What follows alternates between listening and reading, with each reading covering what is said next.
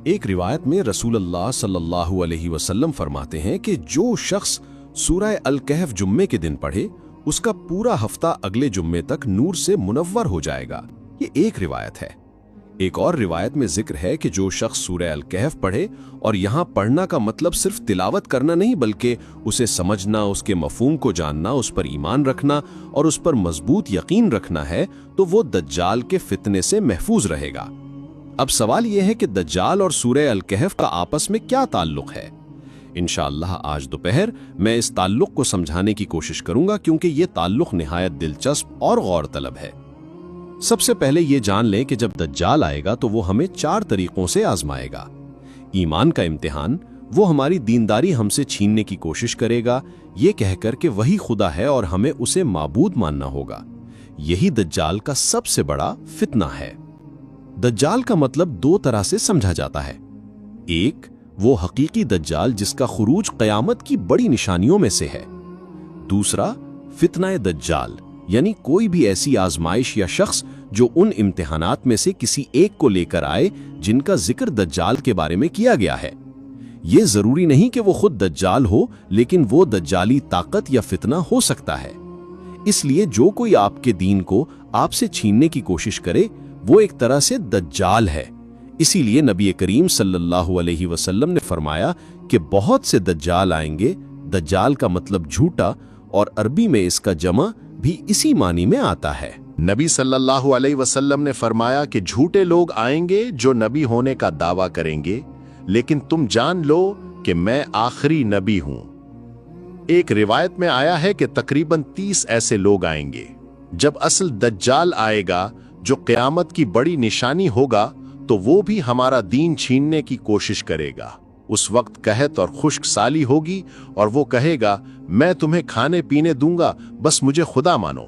ये बिल्कुल ऐसे होगा जैसे दुनिया के सब मुल्क एक बड़े मुल्क के इख्तियार में हों, और वो बड़ा मुल्क कहे कि अगर तुम हमें दुनिया का खुदा मान लो तो हम तुम पर कोई पाबंदी नहीं लगाएंगे, तुम्हारे साथ अच्छा सलूक करेंगे और तुम्हारी माशत को ऊपर ले जाएंगे।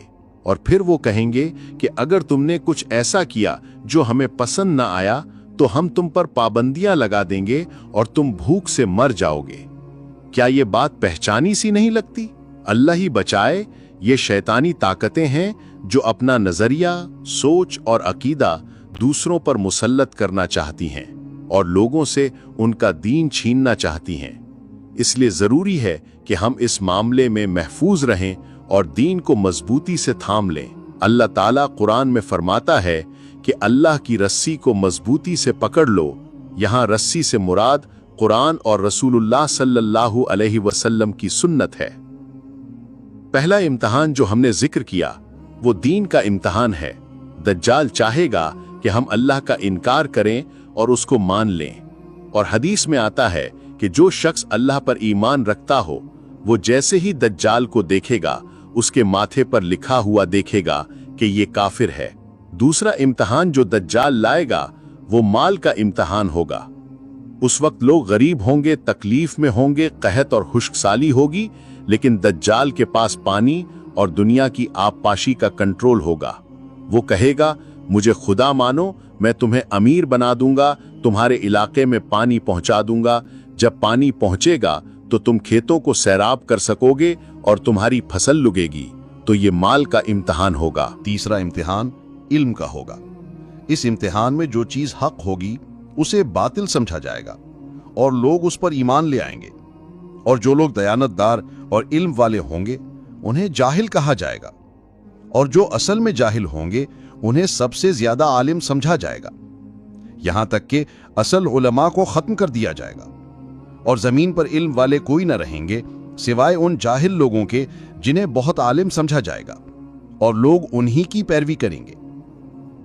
ये भी हदीस में आया है कि इल्म को उठा लिया जाएगा उलमा के इंतकाल से। जब उलमा न रहेंगे तो लोग ऐसे लोगों को आलिम समझेंगे जिन्हें कोई इल्म नहीं होगा। फिर जब वो फतवा देंगे तो वो खुद भी गुमराह होंगे और दूसरों को भी गुमराह करेंगे। इसका सबसे बड़ा मजहर दज्जाल के आने पर होगा, जब बातिल को हक समझा जाएगा। आज के मीडिया को देख लें, ये हमें अपने मशरिक़ वस्ता के भाइयों से नफरत दिलाने में लगा हुआ है, सिर्फ इसलिए कि हमें यकीन दिला दिया गया है कि वो बुरे लोग हैं। हम ये नहीं सोचते कि खबर देने वाला हमें धोखा दे रहा है। कुरान कहता है कि अगर कोई गुनहगार मुसलमान तुम्हें किसी के बारे में खबर दे तो पहले तहकीक कर लो, वरना तुम गलत इल्जाम लगा सकते हो और पछताओगे। अब सोचो, अगर कोई गैर मुसलमान बल्कि इस्लाम का खुला दुश्मन तुम्हारे पास खबर लाए तो क्या हाल होगा।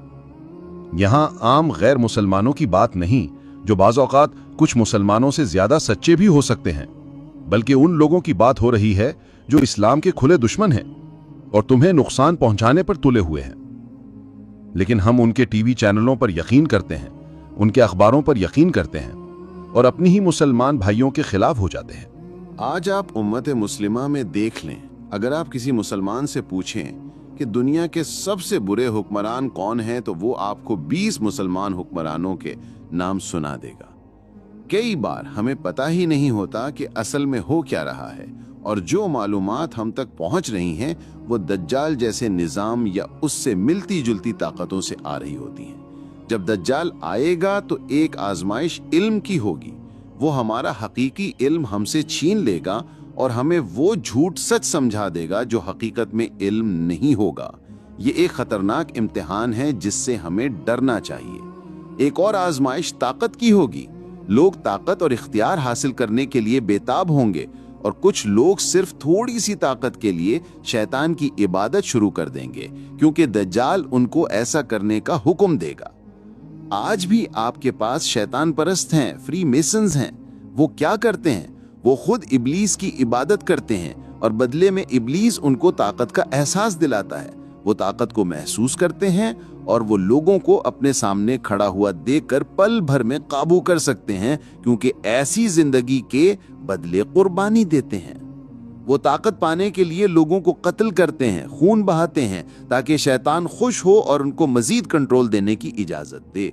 इस तरह वो ऐसे लोग बन जाते हैं जो दूसरों के दिमाग पर काबू पा सकते हैं। आज 99% गायक, पॉप स्टार वगैरह इसी गिरोह से ताल्लुक रखते हैं। ये सब बैक स्टेज पर कबूतर कुर्बान करते हैं, शैतानी हरकतें करते हैं, किसी खुफिया गिरोह या कल्ट के रुकन होते हैं और सब बेहयाई को फरोग देते हैं। अल्लाह हमें महफूज रखे। इनके नाम अल्लाह के घर में लेने के काबिल नहीं, लेकिन हम जानते हैं कि ये कौन है। अगर आप इनके लिबास के अंदाज पर गौर करें तो वो हमारे बच्चों को अपनी तरफ खींच रहे हैं, बल्कि हम में से कुछ को भी एक नाकाबिल यकीन अंदाज में अपनी लपेट में ले रहे हैं। फिर भी हम वही म्यूजिक सुनना और अपनी गाड़ियों में चलाना चाहते हैं, इस बात का एहसास किए बगैर कि ये सब इब्लीस की मदद से हो रहा है और वो हमारे जहन पर काबिज है। हम खुद को ये कह के मुतमाइन करते हैं कि गाने के अल्फाज तो अच्छे हैं, लेकिन आपकी मालूमात के लिए बता दूं कि ये अल्फाज